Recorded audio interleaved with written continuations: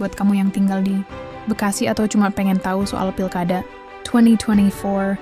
Ini dia rekap santai tapi lengkap tentang siapa aja calonnya, siapa yang menang, dan gimana hasilnya. Pilkada serentak digelar tanggal 7 November 2020. Nah, buat Bupati Bekasi, ini tahapan pentingnya. Pendaftaran calon, akhir Agustus. Kampanye, dari September sampai November. Pemungutan suara, 27 November. Hasil finalnya diumumin Desember. Ada 3 pasangan calon yang bertarung. Yang pertama, Dhani Ramdan dan Romli. Di backup Golkar, PKB, PSI, Demokrat, dan Hanura.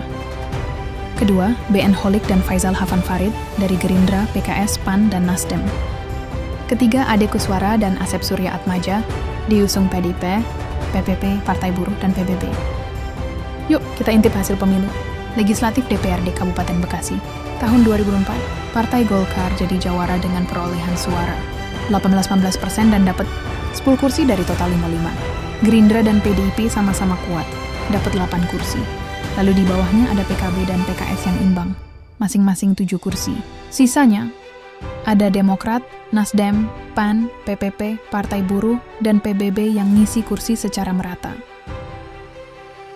Koalisi yang berhasil mengusung pasangan calon juga menarik nih.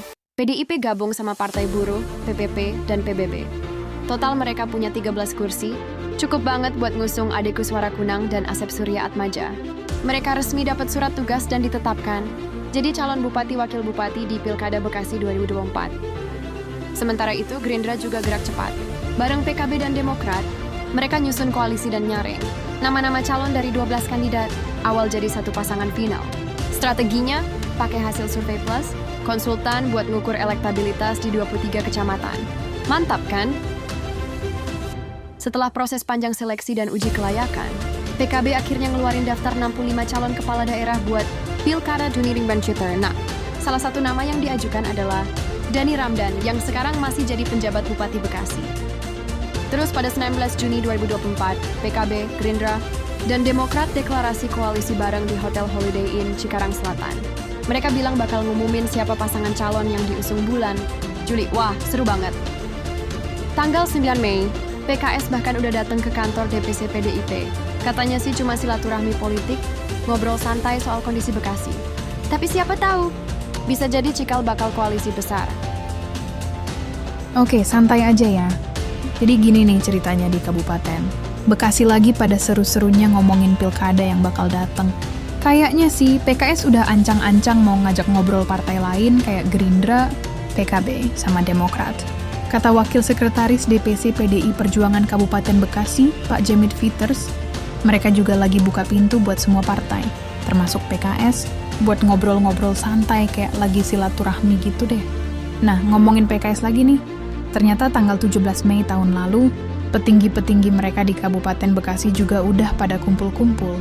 Ketua DPD Partai Golkar Kabupaten Bekasi, Ahmad Marzuki, bilang pertemuan itu buat silaturahmi aja.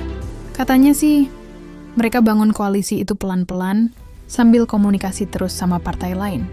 Yang penting, kata beliau, Golkar ini punya prinsip buat ngikutin hasil survei nanti. Tapi ada kabar dari Golkar juga nih. Ketua DPD Golkar Kabupaten Bekasi itu, si Ahmad Marzuki, katanya udah nerima surat tugas dari DPP. Golkar buat jadi calon bupati Bekasi dari bulan Maret tahun ini. Wah, makin menarik aja nih. Nggak mau ketinggalan. Nasdem juga udah gercep.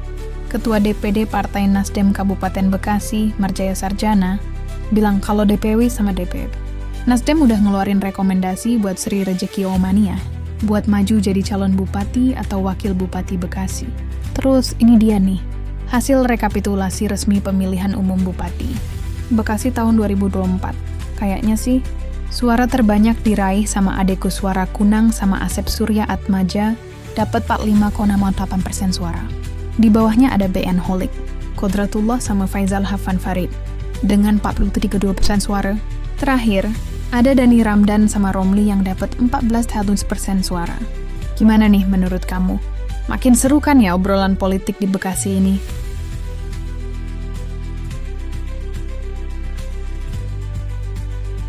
Terima kasih sudah menonton.